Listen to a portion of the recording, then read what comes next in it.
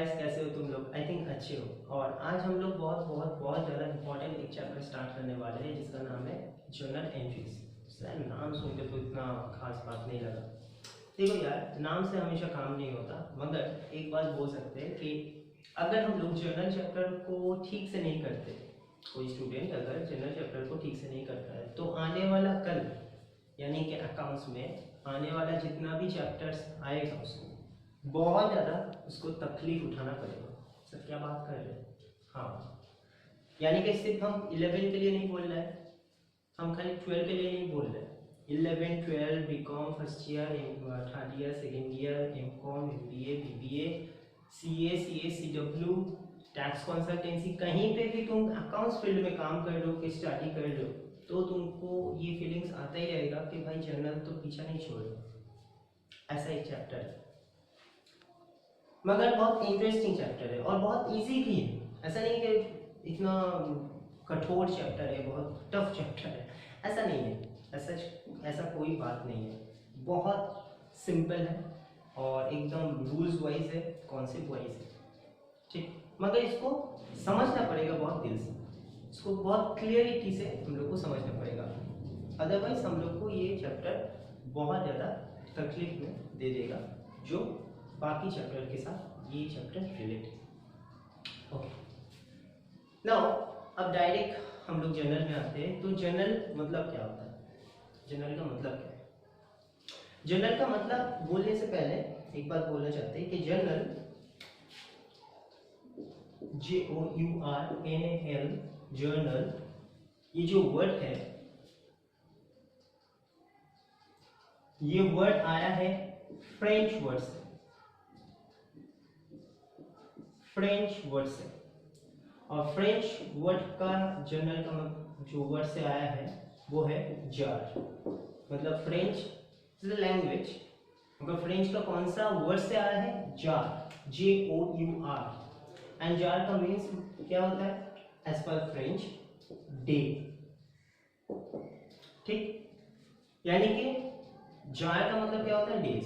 और jar words कहाँ से आया है? फ्रेंच वर्ड से। और जार वर्ड से हम लोग को जर्नल का कॉन्सेप्ट आया है। ओके सर, समझ। अब बात को समझना कि हम लोग जो अकाउंट्स करते हैं किसका करते हैं? सर ट्रांजेक्शन्स का, क्योंकि ट्रांजेक्शन्स ही होता है जो हम लोग अकाउंट्स में रिकॉर्ड कर सकते हैं, ठीक। अब बात को समझना कि अकाउंट्स में जो हम लोग चीज़ रिकॉर्ड करते हैं वो कौन सा चीज़ होता है? Sir transactions. और ट्रांजेक्शन्स ही ऐसा चीज़ होता है जो हम लोग अकाउंट्स में रिकॉर्ड करते हैं बाय डबल एंट्री सिस्टम में, दो साइड में, यानी कि डेबिट में भी और क्रेडिट में। और जितना अमाउंट से डेबिट होता है उतना ही अमाउंट से सर क्रेडिट भी होता है।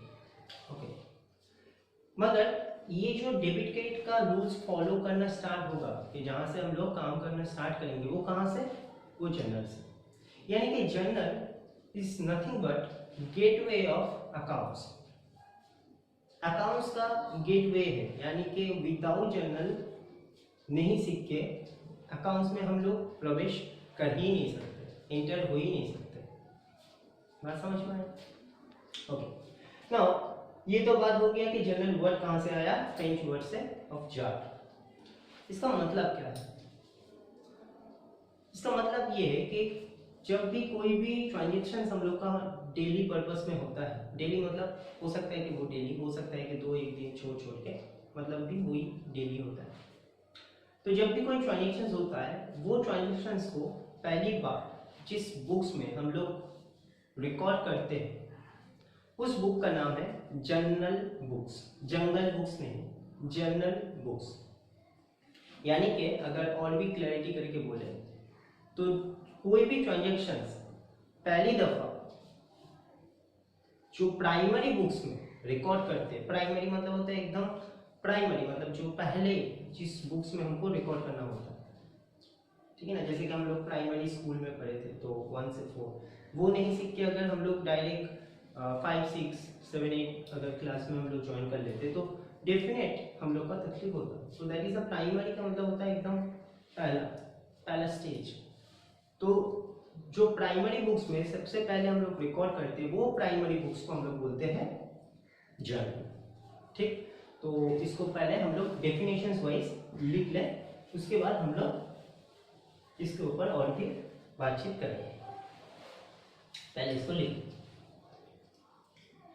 सो journal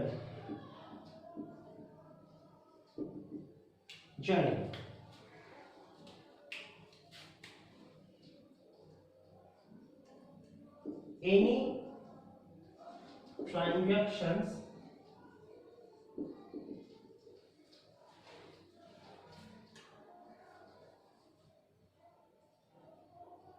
which is record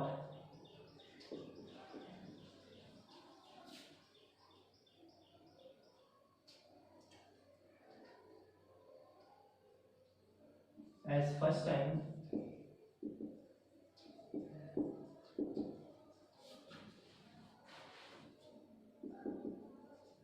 in the primary books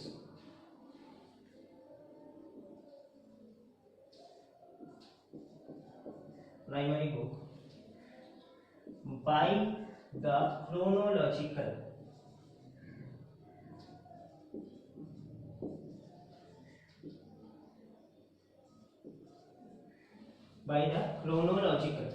chronological का मतलब होता है day by day, day to day, part day by day और day to day. chronological such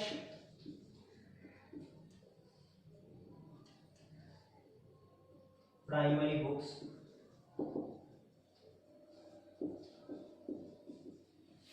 called journal book. Any transactions which is recorded as first time in the primary books by the chronological, यानी कि systematic way से और chronological, such primary books is called a journal book. Simple and एकदम clear crystal जो समझ में आ जाता है, ठीक है ना। बुकिश वर्ड में हम लोग नहीं जाना चाहते, वैसे भी बुक में भी ऐसे ही टाइप का डेफिनेशन दिया है, मगर वो थोड़ा सा और भी लैंग्वेज से दिया है। मगर उस पूरा लैंग्वेज को अगर हम लोग जिस्ट बना के 2 सेंटेंस में बात करें तो जर्नल का मतलब यही होता है, ठीक। और ये भी लिख लो, जर्नल वर्ड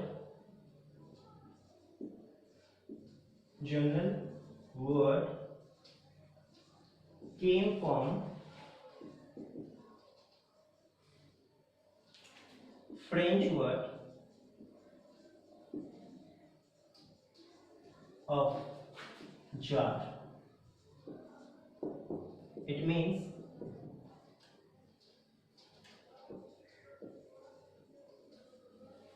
a day. यानी कि journal word came from French word, जो हम पहले ही बोले थे फ्रेंच वर्ड से आया है। और फ्रेंच कौन सा वर्ड से आया है? जार, JOUR, और इसका मतलब क्या है? अ डे, मतलब दिन। तो ये पूरा डेफिनेशन है जर्नल का, और इतना ही तुम लोग अगर लिखोगे अपना एग्जाम हॉल में तब भी चलेगा, नो प्रॉब्लम है। वो चाहे IGC का हो, CBSE का हो, वेस्ट बंगाल का हो, नथिंग प्रॉब्लम।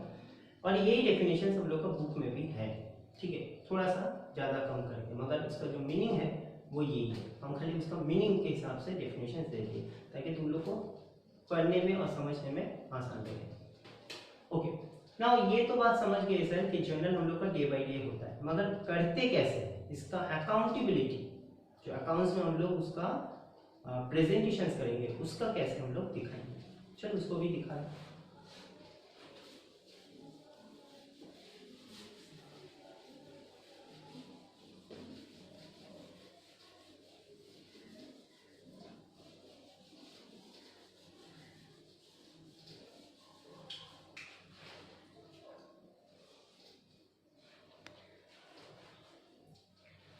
एग्जाम्पल से हम समझा रहे हैं। हम आज कोई फॉर्मेट नहीं दे रहे, इसका फॉर्मेट होता है वैसे, फॉर्मेट हम नेक्स्ट दिन से जो हम पूरा साउंड्स लंबा चौड़ा साउंड से करेंगे तब हम पूरा फॉर्मेट देके समझाएंगे। आज खाली ये समझो कि जर्नल करते कैसे, जर्नल एंट्री हम लोग करते कैसे। फॉर्मेट बड़ी बात नहीं है, ठीक है ना, कभी भी हम लोग कर सकते हैं, नो प्रॉब्लम, वो 1 मिनट का काम है। मगर पहला ये है हम लोग का काम कि फॉर्मेट में लिखेंगे क्या, वो पहले सीखना चाहिए। फॉर्मेट तो ऐसे ही हो जाएगा, नो प्रॉब्लम एट ऑल, ठीक है, उसके लिए कोई चिंता का दरकार नहीं है। सो हम एग्जाम्पल से समझा रहे हैं। फॉर एग्जाम्पल मिस्टर एक्स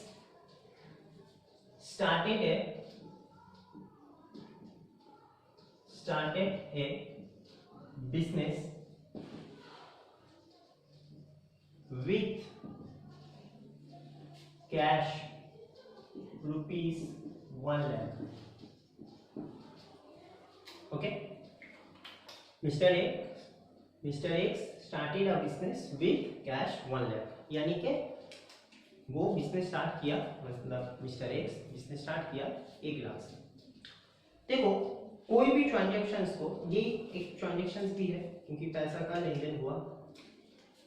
बात ये है कि हम लोग को ये समझना चाहिए कि जब जनरल हम लोग करेंगे तो हम लोग डायरेक्ट डेबिट एंड क्रेडिट में फॉलो नहीं करेंगे, पहले ही डायरेक्ट डेबिट क्रेडिट में कूदेंगे, क्योंकि हो सकता है कि वो गलत कॉन्सेप्ट आ जाए, हो सकता है कि वो डेबिट का अलग कॉन्सेप्ट आ जाए, गलत हो जाए, रॉन्ग हो जाए।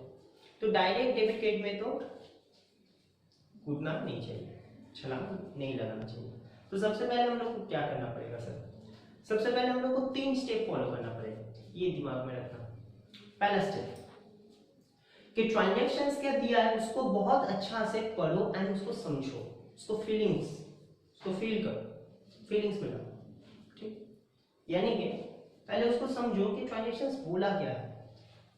ऐसा नहीं कि ट्रांजैक्शंस पढ़ने के बाद ही हम लोग को दिमाग में आए हाँ कौन सा डेबिट होगा, नहीं, रॉन्ग हो जाएगा।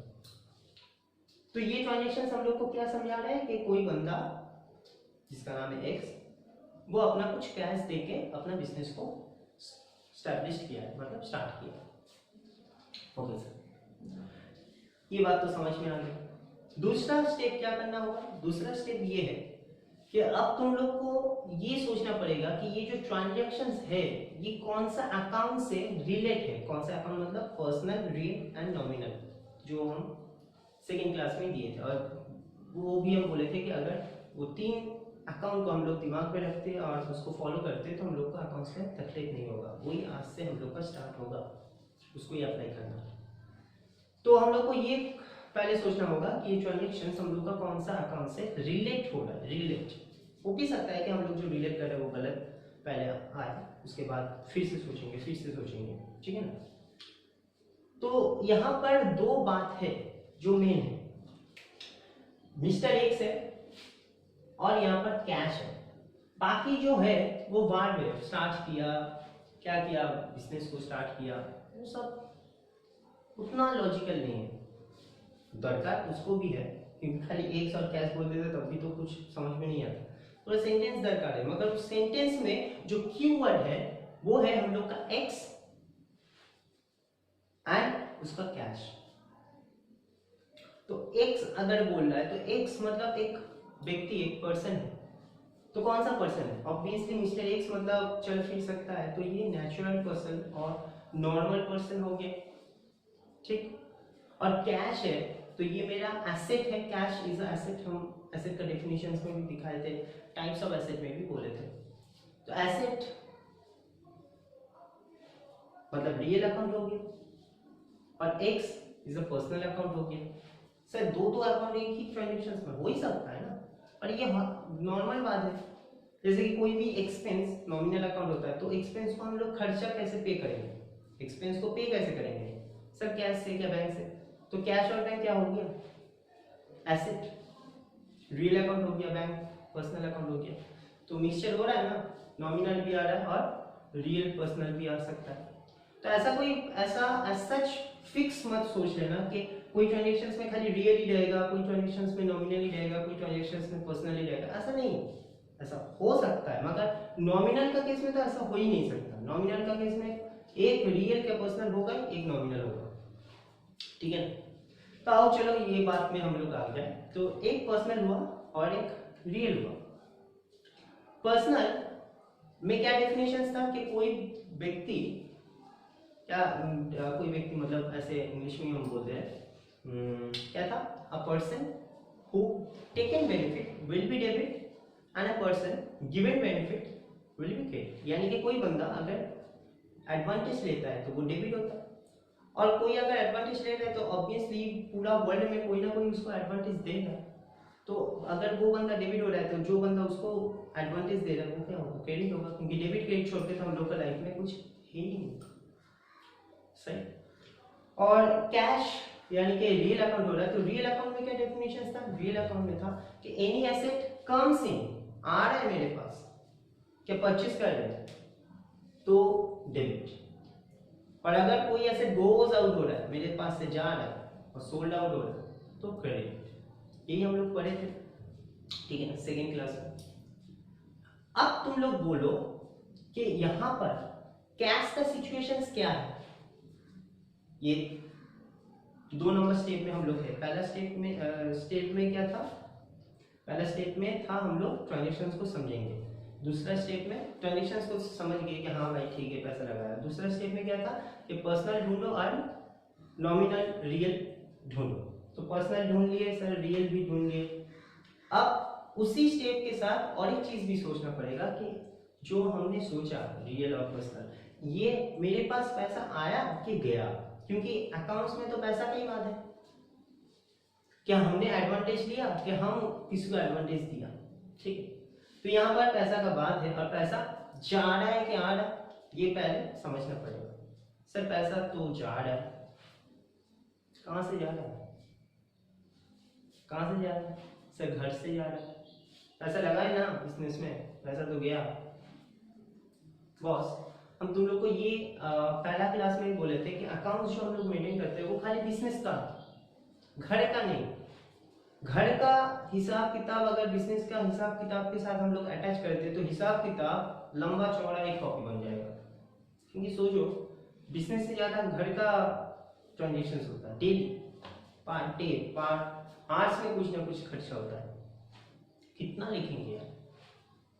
तो घर का हम लोग अकाउंट्स मेंटेन नहीं करते, मेंटेन कर सकते वो घर के लिए, ओनली घर के लिए, मगर बाहर के लिए जिसको हम लोग दिखा सकते हैं देख माई मेरा अकाउंट्स, वो मेरा बिजनेस अकाउंट्स है, वो मेरा घर का अकाउंट्स नहीं है। और घर का कोई भी बंदा अपना घर का अकाउंट्स दिखाता है किसी को, नॉर्मली बोल देता हाँ 20-30 हज़ार का खर्चा होता है भाई डेली मतलब पर मंथ ये होता है, खर्चा नहीं दिखाता। मगर अपना बिजनेस का अगर वो अच्छा खासा उसका बिजनेस चल रहा है तो वो सबको बैलेंस शीट दिखाता है।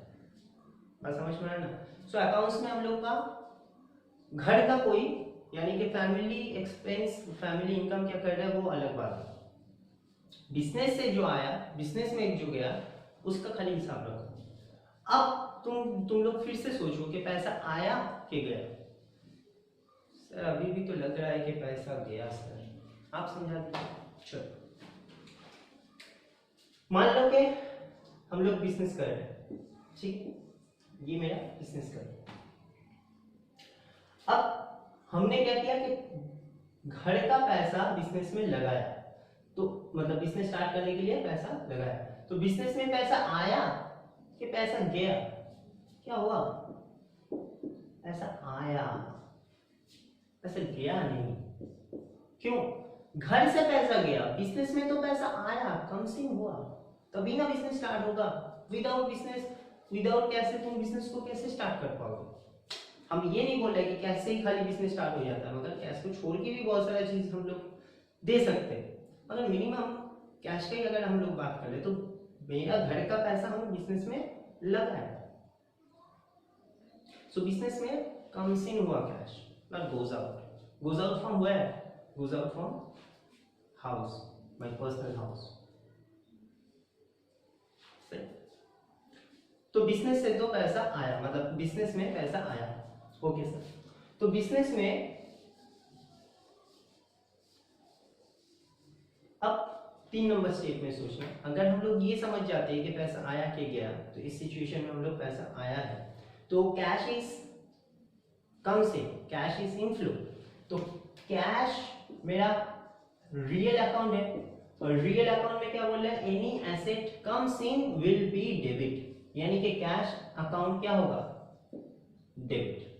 सिंपल, कैश क्या होगा, डेबिट। क्यों, क्योंकि रियल अकाउंट बोल रहा है, हम नहीं बोल रहे, हम तुम लोग को कोई जोर जबरदस्ती नहीं समझा रहे, तुम लोग समझो, तुम लोग देख लो रियल अकाउंट का डेफिनेशन वही था। और तुम लोग अभी हम समझा भी दिए कि यहाँ पर कैश बिजनेस में आ रहा है, घर से जा रहा है, घर का हम लोग हिसाब नहीं रखते, बिजनेस में तो आया तो कैश डेबिट होगा बिजनेस के लिए। सही। अब दूसरी बात, जब भी हम लोग पैसा लगाते हैं कहीं पे भी बिजनेस में, मतलब कहीं पे भी मतलब बिजनेस में लगाते हैं, तो उसका नाम क्या हो जाता है? कैपिटल। हम कैपिटल का डेफिनेशंस भी बोले थे, विच amount invest initially in my business it's called capital. कोई भी पैसा, कोई भी चीज जब हम लोग बिजनेस स्टार्ट करने के टाइम पे एकदम स्टार्टिंग में, इनिशियल मतलब होता है स्टार्टिंग में, जो हम लोग बिजनेस में देते हैं कैश, कुछ भी कैश छोड़ के भी कुछ भी हम लोग दे सकते हैं, बिल्डिंग दे सकते हैं, फर्नीचर दे सकते हैं, स्टॉक दे सकते हैं, anything else. Invest in your business it's called your capital. So capital क्या होता है भाई? लाइबिलिटी होता है। सर कैपिटल लाइबिलिटी कैसे? देखो, capital is a liability, but capital is not liability of owner. Business का लाइबिलिटी है, ओनर का लाइबिलिटी नहीं। सर क्या बात कर रहे हो? फॉर एग्जाम्पल एक्स और वाई, ठीक, दो फ्रेंड है। अब एक्स क्या करता है कि वाई के पास पर मंथ 10,000 करके जमा रखता है, उसका खर्चा हो जाता है 10 ही, वो क्या करता है कि अपना पैसा उसके पास रख देता है। तो लायबिलिटी किसका? एक्स का, तो वाई का।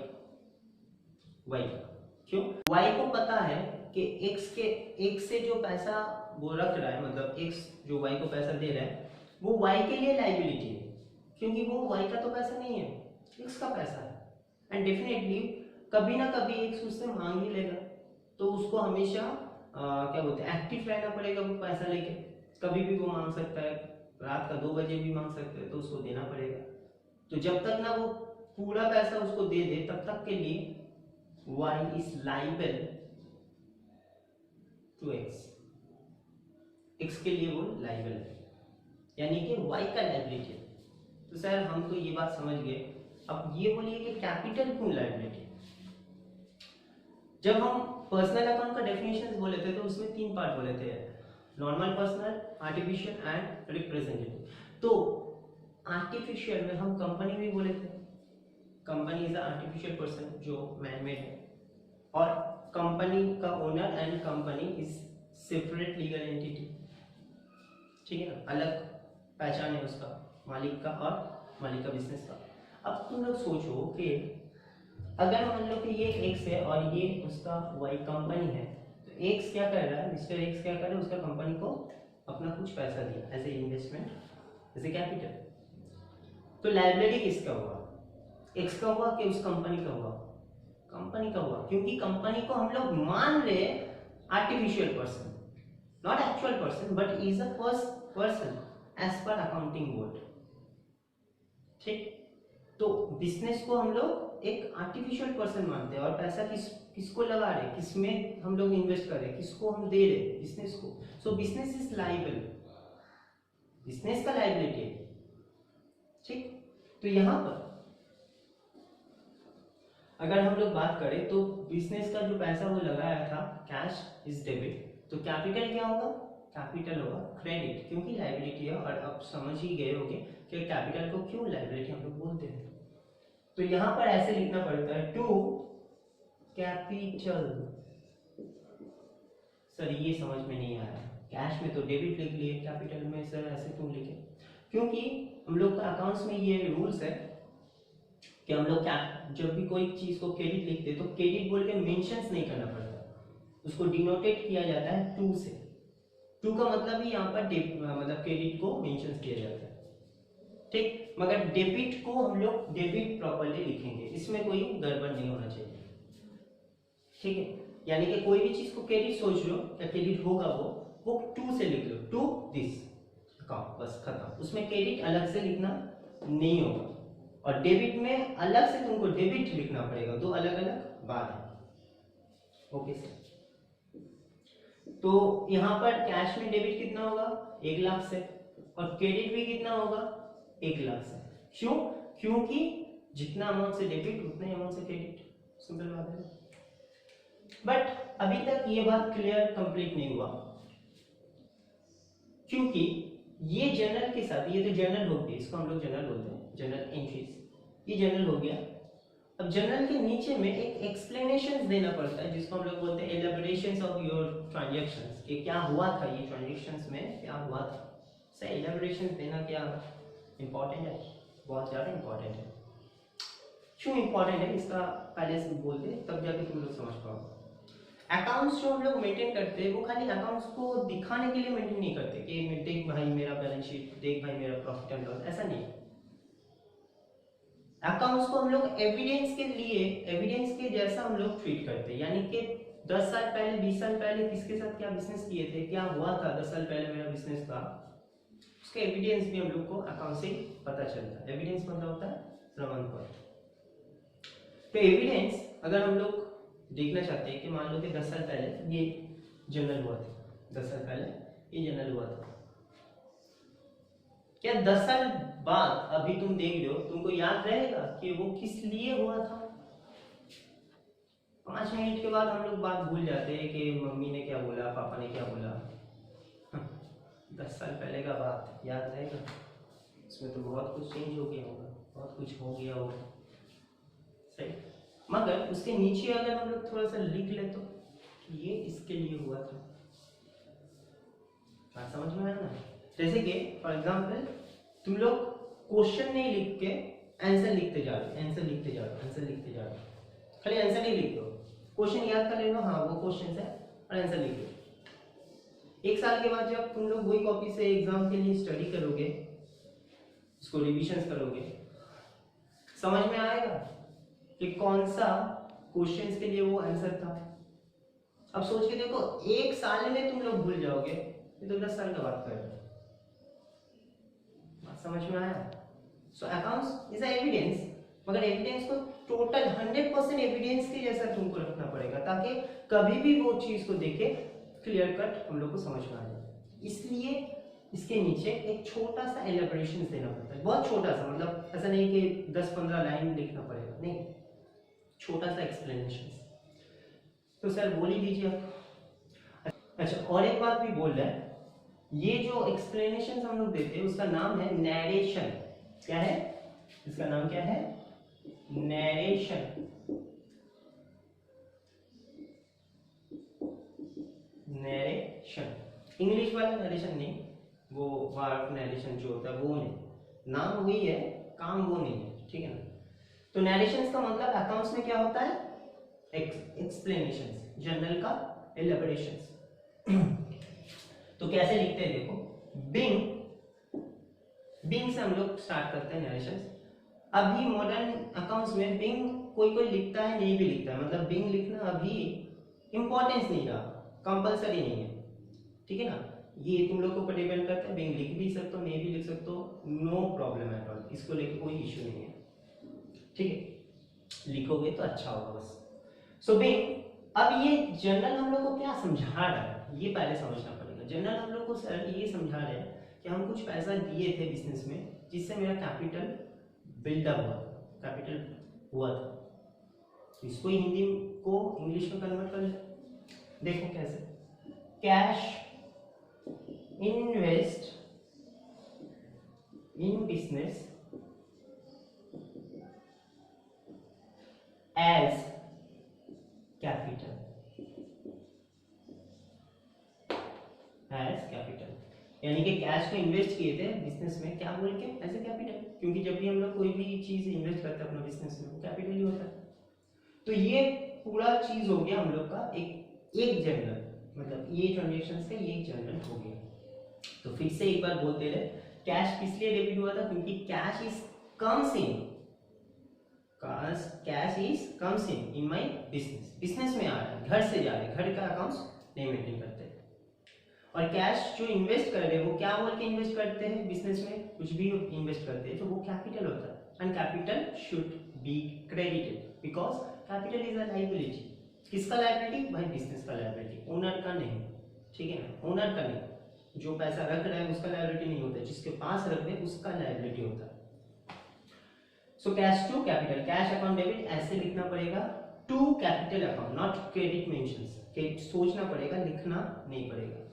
और उसके नीचे एक छोटा सा एक्सप्लेनेशन देना पड़ेगा कि ये जर्नल किस लिए हुआ था। और एक अच्छा बात बोल दे, ये जो एक्सप्लेनेशन है ये तुम लोग इसके बारे में ज्यादा सोचो मत, मतलब इसको लेके ज्यादा वैलिड मत, ये हो जाएगा ये। और एक क्लास हमको दे दो, मतलब आज तो हम समझाएंगे, सम्स नहीं कराएंगे ज्यादा, मगर नेक्स्ट दिन से हम लोग जब प्रॉपरली बुक्स का सम्स करना स्टार्ट कर देंगे तब से देखना कि ये एकदम तुम लोग का यूज हो जाएगा, हैबिचुएट हो जाएगा, नो प्रॉब्लम एट ऑल। मगर जो हैबिचुएट, जो फोकस तुमको हमेशा हम लोग को रखना पड़ेगा वो है जनरल में, नरेशन में नहीं। नरेशन अपने आप में होता रहेगा, नो प्रॉब्लम एट ऑल, कोई इशू नहीं है। फोकस इसमें रखना पड़ेगा, क्योंकि इसको लगा डाला तो लाइफ जिंदा डाला, ठीक है ना। ओके, ना दूसरा पार्ट में आते हैं, मतलब दूसरा एग्जांपल में आते हैं। चलो इसको इरेज करते हैं।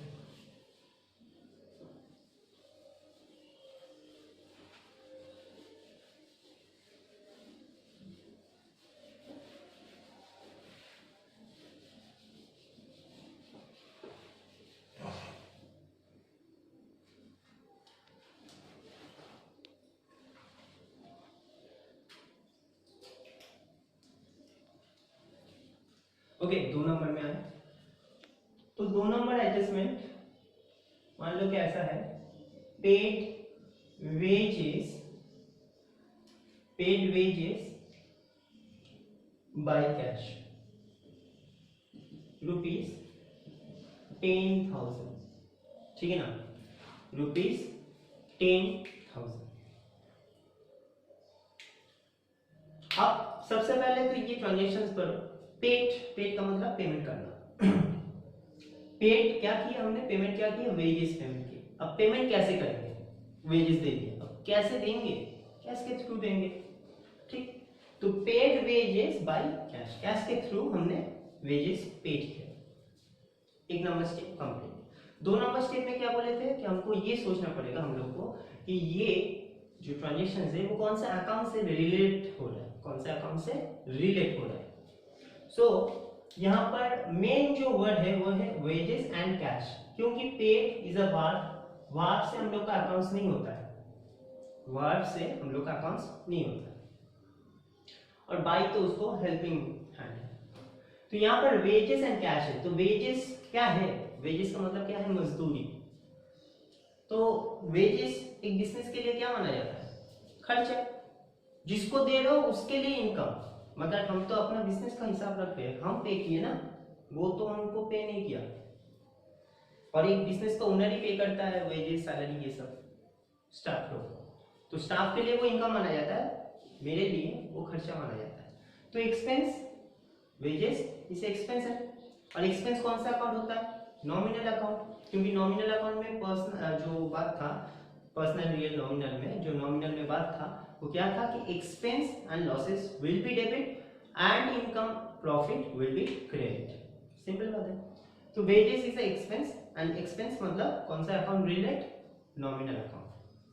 फिर से यहाँ पर कैश आ गया, तो कैश तो पहला क्वेश्चंस में भी हम बोले थे कि कैश मतलब क्या होता है, एसेट, जो ऐसा एक एसेट है जिससे तुम कुछ भी कर सकते हो, ठीक।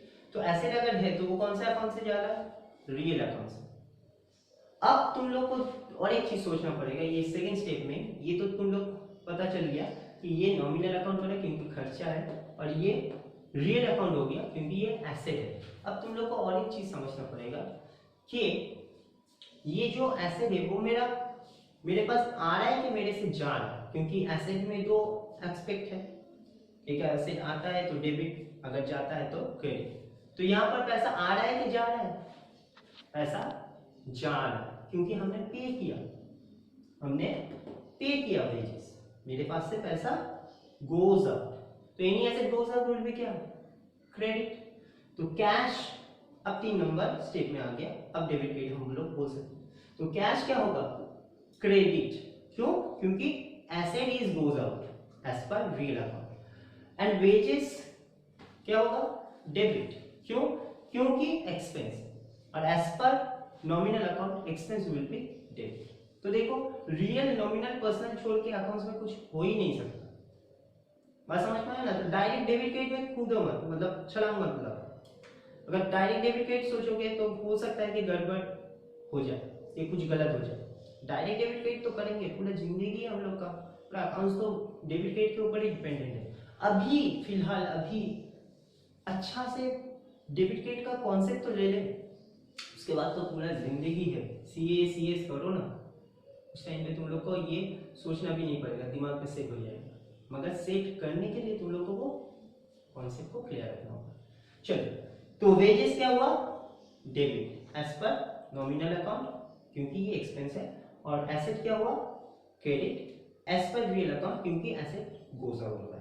तो लिखेंगे कैसे, wages account debit to cash account, सही, wages account debit to cash account. Wages को डेबिट किए तो डेबिट मेंशन करना पड़ेगा, और कैश क्रेडिट किए मगर कैश को क्रेडिट लिखना नहीं पड़ता है, टू से वो डिनोटेड हो जाता है। एंड जितना अमाउंट से डेबिटेड सेम अमाउंट से क्रेडिटेड भी, ठीक है ना। बीइंग क्या लिखना पड़ेगा, बीइंग क्या किया हमने यहाँ पर, झमेला ये था कि कैश से कुछ वेजेस पे किया, तो लिखो वही कैश पेड फॉर वेजेस, यानी कि कैश जो हमने पे किया किसके लिए, किसके वजह से, वेजेस के वजह से, वेजेस के लिए, सिंपल, एक जनरल हो गया।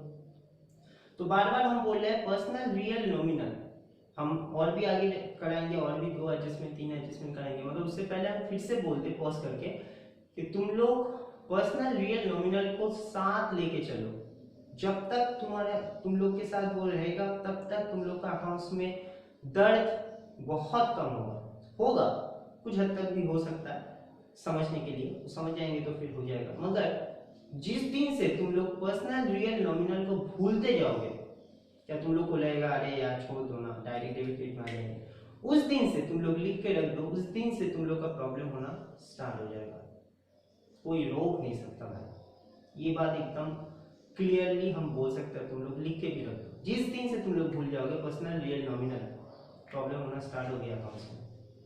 और पर्सनल रियल नॉमिनल भूल गए तो मतलब जनरल भी तुम लोग का ऐसा हिलेगा, और जनरल अगर हिल गया तो पूरा अकाउंट हिलेगा, ऐसा मतलब रोक नहीं सकते, 108 बुखार के जैसा हो जाएगा, ठीक है ना। सो प्लीज 98 डिग्री में ही रखो अपने आप को, नॉर्मल रहो और ठीक से करो। चलो दूसरा पार्ट में आ जाता है, और इसको थोड़ा सा चेंज करके बोलते हैं। मान लो कि ये 3 नंबर एडजस्टमेंट है, मान लो कि ये वेजेस नहीं है, ये सैलरी बोलता, पेड सैलरी बाय कैश ₹10,000। चलो अमाउंट से कोई गड़बड़ नहीं है, अमाउंट कुछ भी बिठा दो, 10 रुपए 1 रुपए भी बिठा सकते हो, 0 भी बिठा सकते हो, अभी खाली सीखना है, अमाउंट बाद में कैलकुलेशन से। अभी सोचो कि हम मेरे पास से पेड हो रहा है, मेरे पास से पैसा जा रहा है, पेड हो रहा है मतलब पैसा जा रहा है, ठीक है। तो पैसा जा रहा है तो कैश, दूसरे स्टेप में क्या है, कैश रियल अकाउंट होता है, तो कैश इज गोज आउट, तो कैश क्या होगा, 3 नंबर स्टेप के हिसाब से सोचो, कैश क्या होगा, कैश होगा क्रेडिट, क्योंकि गोज आउट हो रहा है। और किस लिए गोज आउट हो रहा है, क्योंकि हमने सैलरी पेड किया टू माय स्टाफ को हमने सैलरी दिया मंथ के हिसाब से, तो सैलरी मेरे लिए क्या हुआ, एक्सपेंस हुआ, क्योंकि ऑब्वियसली उसको तो हम लॉस नहीं बोल सकते, कैसे लॉस बोले, क्योंकि हम तो उससे काम करा है, ऐसे तो फोकट में हम उसको सैलरी नहीं दे रहे कि ताकि हम लॉस बोले, काम करा है, वो मेरा ऑफिस का काम किया, दैट्स व्हाई उसको सैलरी दी, उसका भी निकल आया इनकम, मेरा भी काम हो गया, मगर है तो वो मेरे लिए खर्चा है, लॉस नहीं है, ठीक। तो एक्सपेंस कौन सा अकाउंट से हम लोग मापते हैं, नॉमिनल अकाउंट से, रिलेट कौन सा अकाउंट से होता है, नॉमिनल अकाउंट से। अब एक्सपेंस है, नॉमिनल है, तो कौन सा बैलेंस होगा, डेबिट होगा कि क्रेडिट होगा, डेबिट होगा, क्यों, क्योंकि नॉमिनल अकाउंट से फिर से बोल रहे हैं, नॉमिनल अकाउंट में एक्सपेंस एंड लॉस को डेबिट बोला है, इनकम एंड प्रॉफिट को क्रेडिट बोलता है। तो यहाँ पर जस्ट हम लोग वेजेस की जगह में क्या कर देंगे, वेजेस की जगह में सैलरी अकाउंट डेबिट कर देंगे, बस हो गया काम खत्म, सैलरी अकाउंट डेबिट, क्योंकि सैलरी तो डेबिट ही होगा, nominal account, salary nominal account होता है और खर्चा भी होता है, इसलिए डेबिट। और कैसे हमने पेमेंट किया, कौन सा मोड से, कैश से, तो cash will goes out real account credit, तो कैश क्रेडिट, और क्रेडिट तो लिखना भी नहीं पड़ेगा। तो यहाँ पर नरेशंस में क्या होगा, being cash paid for, just change कर दो सैलरी। टफ नहीं है, जनरल टफ नहीं है, मगर तुम लोग को पहले एटलीस्ट 2 से 3 क्लास को एकदम क्लियर क्रिस्टल, मतलब एकदम क्या बोलते हैं, क्लियर रखना पड़ेगा, क्रिस्टल क्लियर जिसको हम लोग बोलते हैं, एकदम 100% फोकस रखना पड़ेगा। फोकस जितना रखोगे तुम लोग को उतना क्लियरिटी आता रहेगा। अगर तुम लोग हल्का में लोगे तो तुम लोग हल्का ले सकते हो, no problem at all, but इसके बाद से तो तुम्हारा वो हर चैप्टर तुम्हारा भारी होता रहेगा, तो कितना दूर तक हल्का लेके जा पाओगे। ओके नाउ 4 नंबर में अगर हम लोग यही ट्रांजेक्शंस को हम लोग चेंज करते हैं, पेड सैलरी बाय कैश नहीं बोल के बोलते हैं बाय चेक। अभी हम लोग पेमेंट चेक से होता है ना, तो फिर से यहाँ पर लाइन को समझो, चेक से कुछ सैलरी पेमेंट किया, चेक से हम लोग सैलरी पेमेंट किए, तो सैलरी यहाँ पर मेन आइटम है और चेक यहाँ पर मेन आइटम है। तो सैलरी क्या होगा, नॉमिनल अकाउंट होगा क्योंकि एक्सपेंसेस है, 2 बार हो चुका, वेजेस भी हम समझा दिए, तो अब तो समझ में आया होगा कि salary is expense for business के लिए, जिसको दे रहे हैं उसके लिए बार बार हम बोल रहे नहीं सोच रहे, क्योंकि वो उसका अकाउंट्स वो मेंटेन करेगा, हम अपना बिजनेस का अकाउंट्स मेंटेन कर रहे हैं, और हम बिजनेस से सैलरी पे किया, नॉमिनल अकाउंट डेबिट। मगर कैसे पे किया, कैश से तो पे नहीं किया, तो सर क्या प्रॉब्लम है, टू चेक बोल देंगे, क्योंकि चेक तो गया मेरे से, मेरे पास से तो पैसा गया, चेक गया, तो salary account debit to cheque, गलत। सर क्यों? क्योंकि चेक जो होता है वो एक पेपर का टुकड़ा होता है, यहाँ पर हम लिख दिए 10,000 और वो लिख लिया उसका नाम मिस्टर जो भी है, वो इनकेस्ट करा लिया, इनकेस्ट मतलब होता है तुलवा लिया वो चेक को। पेमेंट कहाँ से हुआ, अल्टीमेट पेमेंट तो मेरा बैंक अकाउंट से हुआ, सोच के देखो, मेरा बैंक अकाउंट से हुआ, क्योंकि हमने चेक दिया, वो क्या चेक को रख देगा, पूजा करेगा, वो मेरा बैंक अकाउंट में जाएगा, उसका बैंक अकाउंट में जाएगा, वो चेक को डिपॉजिट कराएगा, उसका कैश आ जाएगा उसका अकाउंट में, मगर मेरा अकाउंट बैलेंस तो गिरेगा, क्योंकि मेरा अकाउंट का बैलेंस उसका अकाउंट का बैलेंस में ट्रांसफर हो रहा है, मेरा पैसा उसका अकाउंट में जा रहा है, तो मेरा कौन सा पैसा जा रहा है, कैश से जा रहा है कि बैंक से, बैंक से जा रहा है, तो बैंक बैलेंस गिर रहा है ना, बैंक विल बी क्रेडिट, क्योंकि बैंक भी तो एसेट है, and any asset goes out will be credit, same concept। ठीक, तो यहाँ पर चेक नहीं होगा, कभी भी याद रखना कि चेक से कुछ एंट्री नहीं होता है, चेक मतलब भी होता है बैंक, ठीक, याद रखना, बहुत बड़ा है। तो यहाँ पर क्या हो जाएगा, कैश के बिहाफ में बैंक, नॉट चेक। और यहाँ पर नरेशंस क्या हो जाएगा, बीइंग कैश पेड, तो बोल नहीं सकते हम लोग, क्या लिखेंगे, लिखेंगे cheque paid, cheque paid for salary, salary के लिए चेक पेड किया। चलो एक लास्ट पॉइंट ले,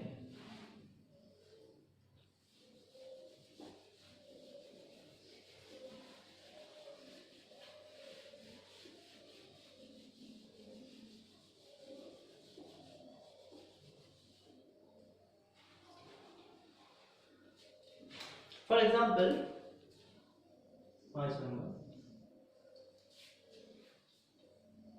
goods purchased by cash, मान लो कि 10,000 goods purchased by cash, क्या brought a goods by cash, for cash, कुछ भी लिख सकते हैं।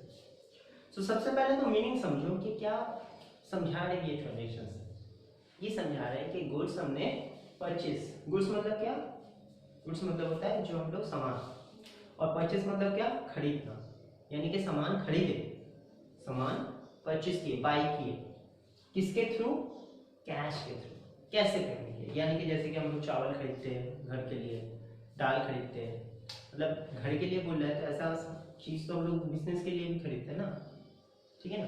तो जो भी चीज कोई भी मटेरियल, कोई भी गुड्स अगर हम खरीदते हैं और कैश से, तो यहाँ पर इम्पैक्ट, इसमें कॉन्सेप्ट क्या हो रहा है, इस पहला स्टेप था कि हम लोग ये समझ गए कि गुड्स परचेज हो रहा है, गुड्स बाई हो रहा है कैश के थ्रू।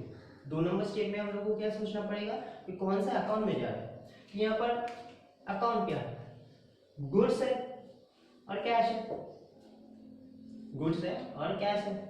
अब कैश तो फिर से हम बोल रहे हैं रियल अकाउंट, 3 बार कर लिए हम लोग, सही। तो कैश इज अ रियल। अब सोचो कि कैश मेरे पास आ रहा है कि जा रहा है, कैश जा रहा है। सर कैसे, यहाँ पर तो पेड नहीं बोला है, परचेज बोला है ना भाई। परचेज मतलब खरीदना, तो तुम कैश देके ना गुड्स खरीद रहे हो, तो कैश तो गया, कैश आया तुम्हारे पास, कैश तो गया, ठीक है ना। कैश गया, गोज आउट, तो गोज आउट सर समझ गए समझ गए समझ गए। कैश होगा सर क्रेडिट, हाँ रियल अकाउंट, यानी ऐसे गोज आउट क्रेडिट, ठीक। दूसरी बात, डेबिट किसको करेंगे सर, गुड्स को, और क्या, क्योंकि गुड्स खर्चा होता है, गुड्स खर्चा होता है ना, सिंपल बात है, गुड्स इज अ खर्चा। क्योंकि गुड्स सोच के देखो एसेट नहीं बोल सकते, गुड्स को एसेट नहीं बोल सकते, क्योंकि गुड्स हमेशा हर मंथ में हमको खरीदना ही पड़ेगा। कि बहुत लोग तो डेली पर्पस के लिए खरीदता है, तो जो डेली खरीदते हैं वो तो एसेट नहीं हो सकता। एसेट तो एक बार खरीद लिया, उसका बेनिफिट हमको ओवर द 5 इयर्स मिलता रहेगा, एसेट का डेफिनेशन में भी बोले थे। तो गुड्स डेबिट होगा क्योंकि नॉमिनल अकाउंट एक खर्चा है। मगर हम बोले कि गुड्स नहीं होगा, सर क्यों नहीं होगा, देखो गुड्स का 4 पार्ट होता है, और अच्छा से समझना। बहुत लोग को ये पता नहीं है कि हम लोग गुड्स क्यों नहीं लिखते हैं, ठीक है ना, समझ। गुड्स हम लोग परचेस कर सकते हैं, परचेस कर रहे गुड्स तो कुछ ना कुछ हम मैन्युफैक्चरिंग कर रहे, प्रोडक्ट बना रहे, तो वो चीज को तो फिर हम दूसरे को भी बेचेंगे। तो गुड्स सोल्ड भी तो हो रहा है, जैसे कि हमने गुड्स खरीदा, तो जिस दुकान से हमने खरीदा वो क्या किया, गुड्स को बेचा ना। तो गुड्स परचेस भी हो सकता है, सोल्ड भी हो सकता है। परचेस अगर हुआ तो हो सकता है कि कुछ परचेस में डैमेज था, उसको हमको रिटर्न करना पड़े। क्या हमको उतना गुड्स दरकार नहीं है, अभी देख रहे हैं कि प्रोडक्शन थोड़ा सा मंदा जा रहा है, खराब जा रहा है, कम जा रहा है, तो हम कुछ गुड्स को रिटर्न करते विद द क्रेडिट पीरियड, जो मेरा मुझको जो रिटर्न करने का पीरियड था वो पीरियड के अंदर ही हम रिटर्न कर दें। तो परचेज रिटर्न भी तो होता है, और परचेज रिटर्न क्या करेंगे, गुड्स का ही तो करेंगे जो गुड्स हमने खरीदे थे। मान लो कि हमने ये पेन खरीदा, ये पेन खरीदा, अब ये पेन नहीं चल रहा है, मतलब हम नहीं दे रहे मगर फिर निकल जा रहा है, मान लो कि लीक हो गया अंदर से, नहीं लिख पा रहे, तो क्या करेंगे, इसको रख देंगे। उसी दिन हम दुकान में जाएंगे, बोलेंगे अंकल प्रॉब्लम हो गया, तो चेंज कर दीजिए, नहीं तो रिटर्न कर दीजिए। तो मान लो कि वो रिटर्न कर दिया, बोले कि नहीं भाई मेरे पास और दूसरा कोई ब्लैक पेन नहीं है, तो 30 रुपये और रिटर्न दे दो। तो हमने जो परचेस किया था वो मेरा रिटर्न हो गया, तो क्या रिटर्न हुआ, गुड्स ही तो रिटर्न हुआ जो हमने गुड्स को खरीदे थे। ऐसा उल्टा सोचो, वो दुकानदार के लिए क्या हुआ, वो सेल्स कर दिया था, फिर उसके पास वो वापस आ गया, वो हमको ये पेन सेल कर दिया था, तो उसका गोडाउन से निकल गया था, फिर उसके गोडाउन में ये पेन आ गया, क्यों, क्योंकि सेल्स रिटर्न हो गया उसका। तो सेल्स रिटर्न भी तो होता है,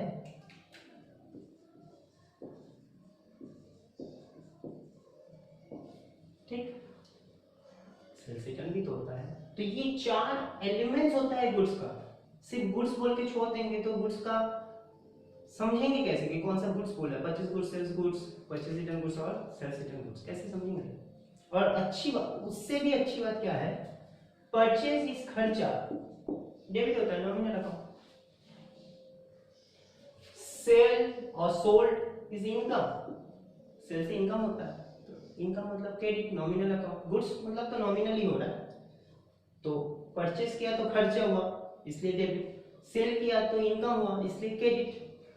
परचेज रिटर्न, परचेज अगर डेबिट हो रहा है तो परचेज रिटर्न क्या होना चाहिए, क्रेडिट, क्योंकि तभी ना परचेज अगर तुमने 100 रुपए का किए और 10 रुपए का तुमने रिटर्न किए तो तुम्हारे पास अभी नीट परचेस कितना है, 90 रुपए।